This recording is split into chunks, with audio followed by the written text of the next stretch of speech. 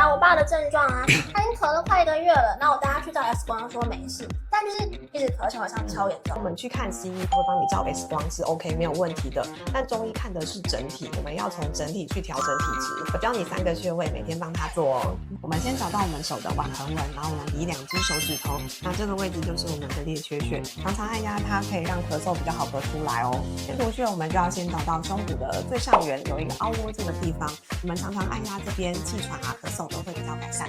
背腧穴在我们第7颈椎的下方第3节胸椎的位置。那每天用手掌轻轻按揉5分钟就可以改善哦。睡前帮他做。